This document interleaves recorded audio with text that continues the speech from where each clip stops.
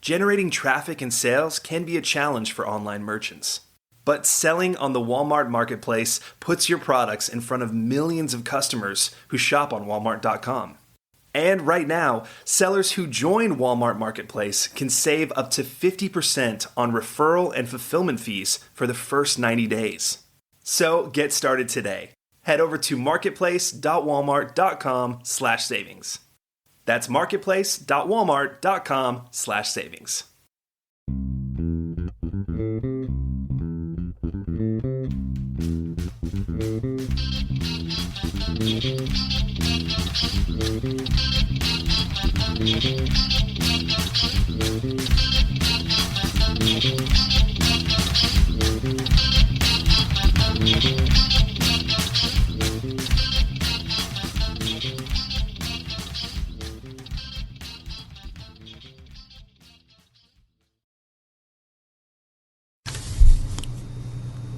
Welcome to Merchant Talk by Practical E-Commerce.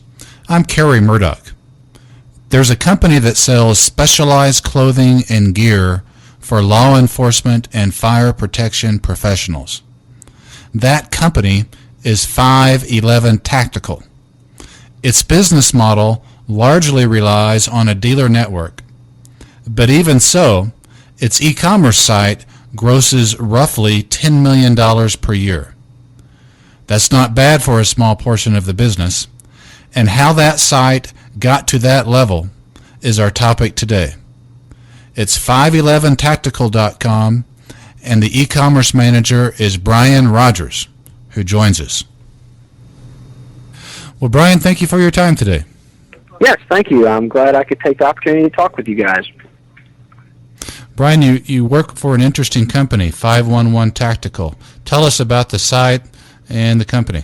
Okay, well, our website address is 511tactical.com.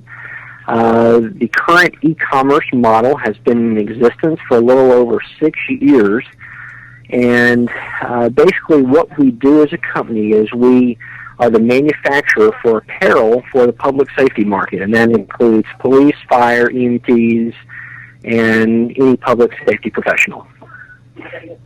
Oh, okay. Roughly how many SKUs do you have on that site? Roughly, we have about 15,000 SKUs.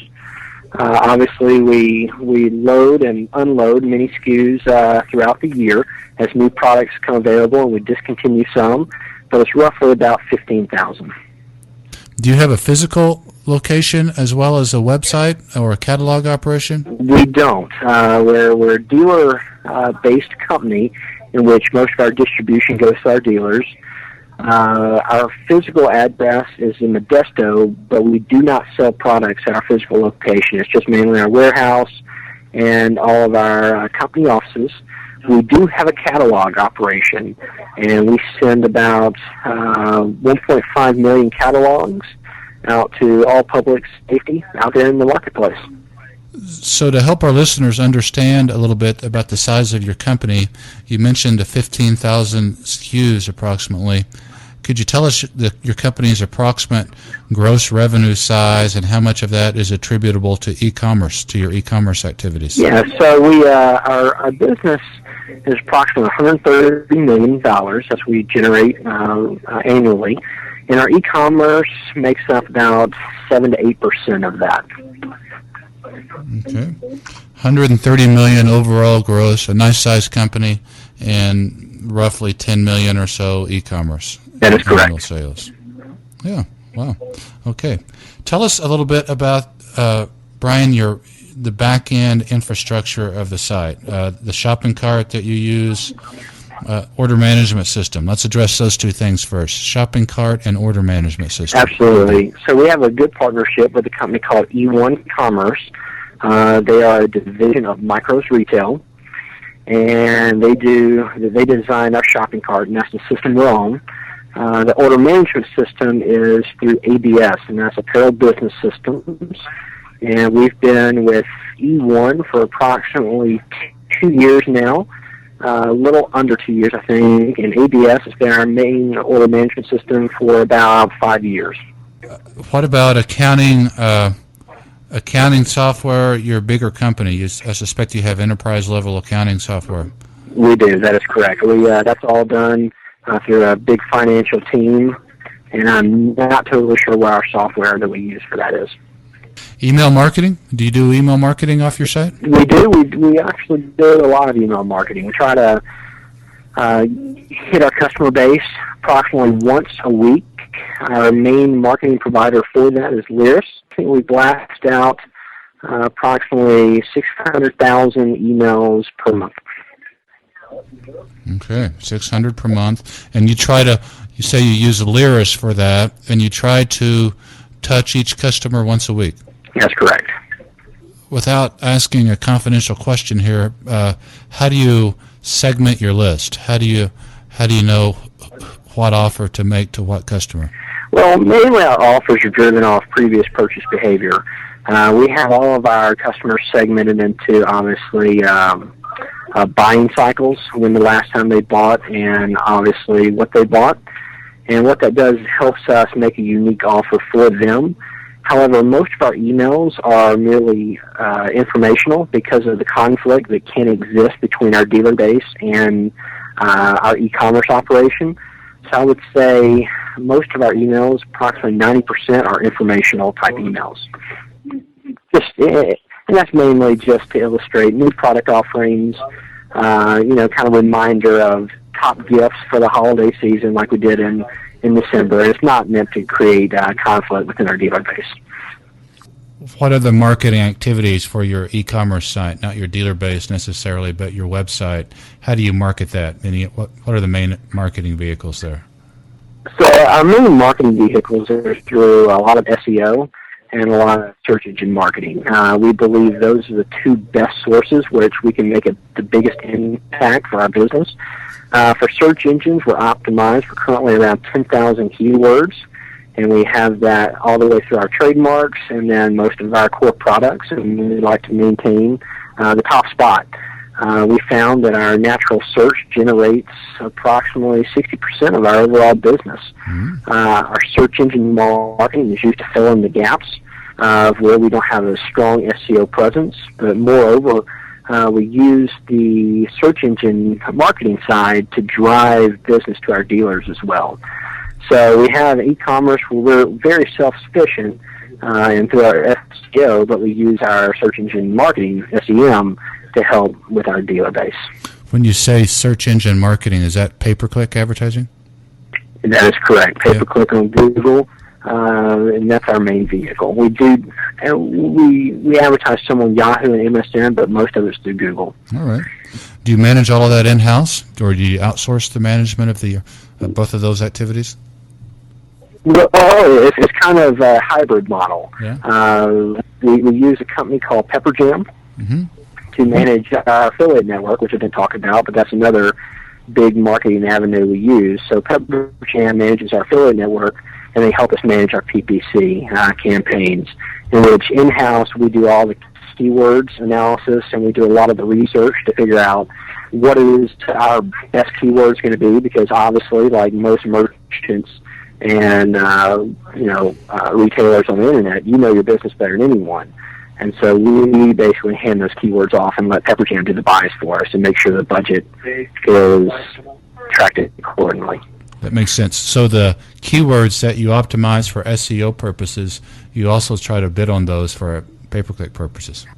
That's correct, because some of them we have gaps in which we're not number one or we're not on the first page, and we use the pay-per-click to fill in the gaps. Our listeners are smaller merchants than what your company is for the most part.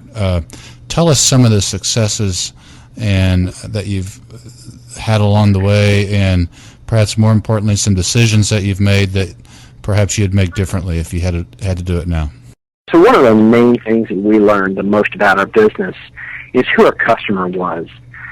Many times, smaller merchants, and when we were smaller, we had a tough time determining what type of business we could expect year over year from repeat customers, and then getting to figure out how many customers do we need to bring into our site to hit our revenue goals. So one of the things we did is we took all of our data, looked at who's bought from us, what they bought from us, how many times they bought, and put it out over the course of 5 years, and then did a lot of analysis on who the customer was. And that helped us more than anything understand budgeting and how we could use some of these techniques to increase our business. Another thing I want to add is pay-per-click. A lot of the times when people get started in pay-per-click, they just simply think you just need to throw some money at it, put up a landing page, and you're going to have instant success, which was not the case for us. So we had to do very targeted landing pages and very targeting ads to make sure we were honed in on what we want to do as a company. For instance, our keyword 511 Tactical, which we do a lot of bidding on,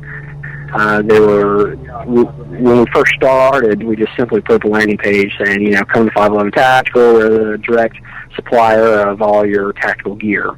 Mm-hmm. And then we threw the landing page to our homepage, which converted very low, and we ended up spending a lot of money.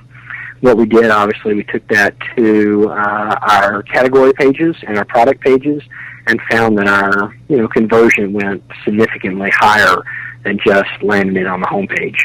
Do you remember what those percentages were, the conversion when you sent someone to a homepage versus sending that person to a category page? Mm-hmm. When we first started sending our pay-per-click to our homepage, we were getting about 1.5% conversion off those people. When we took them to category pages, we saw that increase around 100 to 150% across the board. That is terrific. Brian, we have just another minute or two left. Our listeners, as I said earlier, are mainly smaller e-commerce type merchants. Any advice for them? You're a seasoned pro at e-commerce. Any advice for them as they're listening and reading this? One is be careful with SEO. There's a lot of snake oil salesmen out there that believe they can do a lot of stuff with SEO. It takes hard work, it takes time, and it takes a commitment to excellence in making sure your content is aligned with what your keywords are. And specifically, it takes writing a lot of content, putting it on your site, and learning how to intertwine those keywords into your content so it makes sense. A lot of people sell these quick hitters. It says, hey, we'll put your name into directories. It can work somewhat, but I would say get professional advice on SEO because it can make or break your business. Well, for purposes of our listeners, Brian's company, again, is 511tactical.com. It's a retailer of specialized clothing and equipment for law enforcement and other areas. That's 511tactical.com. And Brian Rogers, the e-commerce manager for 511 Tactical. We want to thank you for your time today, sir. Hey, no problem. It was great talking with you, and let me know if you have any questions in the future. Okay. Thank you so much, sir.